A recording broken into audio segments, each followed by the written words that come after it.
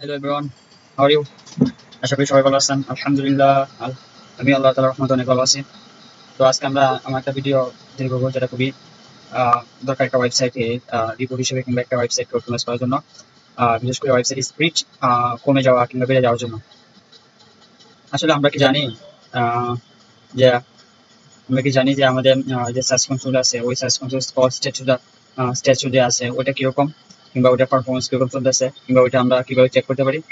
অধিকাংশ এসইও এক্সপার্টরা জানে না কিংবা ওটা করে না। আসলে ওইখান থেকে আমরা বুঝতে পারি, ওই যে ওইখানে রিপোর্ট থেকে আমরা বুঝতে পারি যে আমাদের ওয়েবসাইটে স্লো হওয়ার কারণ কি, কিংবা আমাদের ওয়েবসাইটে কেন স্লো হচ্ছে। তো আমরা আজকে দেখবো যে কিভাবে আমাদের সে সে স্কলার স্ট্যাচু যে রিপোর্টটা আছে সার্চ কনসোল থেকে, ওইটা আমরা কিভাবে দেখবো। সো এটার জন্য আমরা সর্বপ্রথম চলে যাবো সার্চ কনসোলে।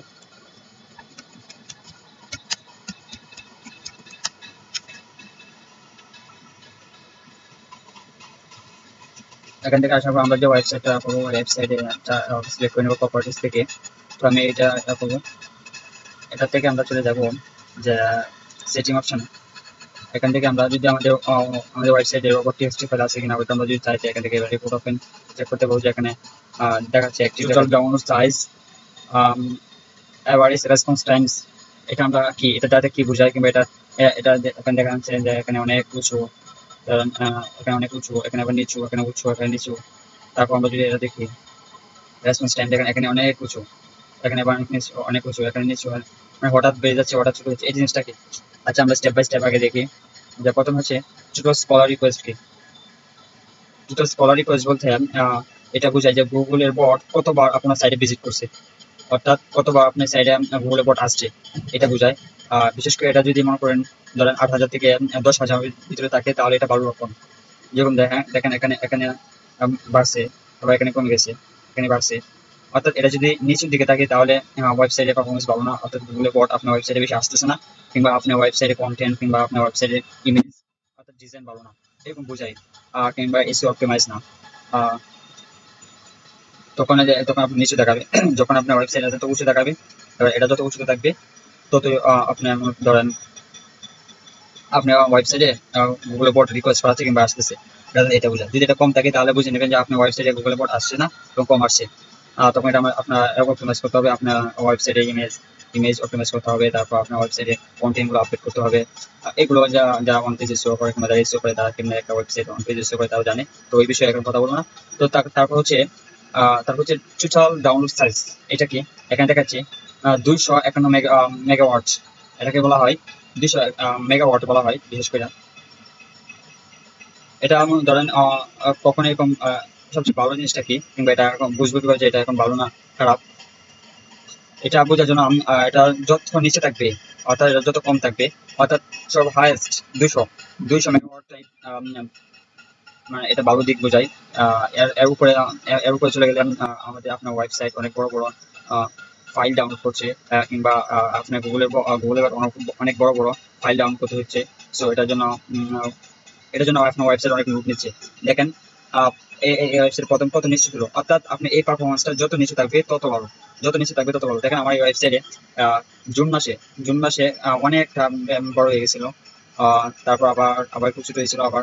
অর্থাৎ এই জুন থেকে একেবারে এখন পর্যন্ত মানে নিচের দিকে আসে নাই, অর্থাৎ উপর দিকে রয়ে গেছে। অর্থাৎ আমার ওয়েবসাইটে জুন থেকে এখন পর্যন্ত অনেক বড় বড় ফাইল ডাউনলোড হচ্ছে, যার কারণে আমার ওয়েবসাইটে স্পিডে অনেকটা কমতি দেখাচ্ছে, কিংবা স্পিড লো এ অনেক সমস্যা দেখাচ্ছে। এটা মূলত অনেক সময় হয়ে থাকে যখন আপনি আপনার ওয়েবসাইটে নতুন পেজ ক্রিয়েট করছেন, তবে আপনার পেজে যে ধরেন কোডিং গুলো আছে ওটা মিনিফাই করা নাই, কিংবা অনেক বড় ধরনের বড় করে রাখছেন। এছাড়াও যখন আপনি থিম চেঞ্জ করবেন আপনার ওয়েবসাইটে, তখন থিম চেঞ্জ করার সময় হঠাৎ হয়ে থাকে এটা। তবে এটা এটা যত নিচে থাকবে তত এটা ভালো হবে, ভালো পারফরমেন্স করতেছে। মানে যদি বেড়ে যায়, তাহলে বুঝতে হবে যে আপনার ওয়েবসাইটের ইমেজ গুলো ফাইল অনেক সাইজ বড় হয়ে গেছে, কিংবা আপনার ওয়েবসাইটে যে কোডিং গুলো সাইজ অনেক বড় হয়ে গেছে, ওইগুলো অপটিমাইজ করতে হবে। আশা করি বুঝতে পারছেন। তারপর হচ্ছে average response time. Average response হচ্ছে সবচেয়ে গুরুত্বপূর্ণ আপনার ওয়েবসাইটের রেসপন্স টাইম।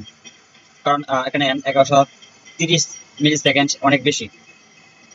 যদি এটা আপনি মনে করেন 1,000 নিচে থাকে, 1,000 নিচে থাকে, তাহলে এটা ভালো পারফরমেন্স করতেছে মোটামুটি। তবে যে একবার লো লেভেলে চান, কিংবা সবচেয়ে বেস্ট পারফরমেন্স হচ্ছে যে এটা 500 নিচে থাকা, কিংবা 500 টাকা, এটা হচ্ছে বেস্ট। কিংবা এটা যদি আপনি 1000 নিচে থাকলেও এটা চলে। তবে 1000 উপরে অর্থাৎ 1100 কিংবা 1050, 1100, 1150 এরকম যদি থাকে তাহলে আপনার ওয়েবসাইটে অপটিমাইজ করা দরকার।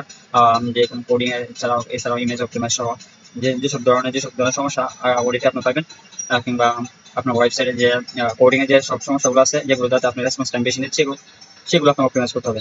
অর্থাৎ এখানে আপনি কি বুঝতে পারবেন, এখানে বুঝতে পারবেন যে আপনার ওয়েবসাইটের স্পিড কিংবা আপনার ওয়েবসাইটে ওপেন হওয়ার রেসপন্স টাইম কিরকম, কত সময় নিচ্ছে, বেশি নিচ্ছে না কম নিচ্ছে।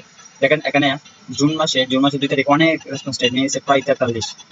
দেখেন কত, প্রায় 4385 হাই, যেটা খুবই খারাপ ছিল হয়তো আপডেটের কারণে। তখন আবার দেখেন 1400, এটা খুব খারাপ। 2380, এটা খুব খারাপ। এখন দেখেন আমার ওয়েবসাইটে কাজ চলতেছে তো এই অবস্থা। তো দেখেন 2600, এরকম অবস্থা যদি থাকে আপনার এই রিপোর্ট অবস্থায় কিংবা এই সিচুয়েশন অবস্থায় আপনি যদি আপনার ওয়েবসাইট স্পিড চেক করেন তাহলে দেখতে পাবেন যে অবশ্যই আপনার ওয়েবসাইট স্পিড অনেক লো কিংবা 70 কিংবা 60 এর ভিতরে আছে। তাই এখান থেকে আপনার ওয়েবসাইটের স্পিড ভালো না খারাপ এখান থেকে দেখতে পাবেন। তো আশা করি যে এখান থেকে সবকিছু দেখতে পাচ্ছেন, সবটা যেটা ঠিকঠাক থাকলে গুগল আপনার সাইটকে ভালোভাবে ইন্ডেক্স করবে এবং এসইও র্যাঙ্ক বাড়াবে। এগুলো যদি সমস্যা থাকে তাহলে আপনার ওয়েবসাইটে টেকনিক্যাল ইস্যু প্রবলেম দেবে। সো আশা করি বুঝতে পারছেন ভিডিওটা অনেক হেল্পফুল হয়েছে। আর আর এই সম্পর্কে যদি আরো কিছু জানতে চান অবশ্যই কমেন্ট করে জানাবেন এবং আমার চ্যানেলটা সাবস্ক্রাইব করবেন, লাইক করবেন, কমেন্ট করবেন। তো আজকের জন্য এই পর্যন্ত। আসসালামু আলাইকুম ওয়া রাহমাতুল্লাহ।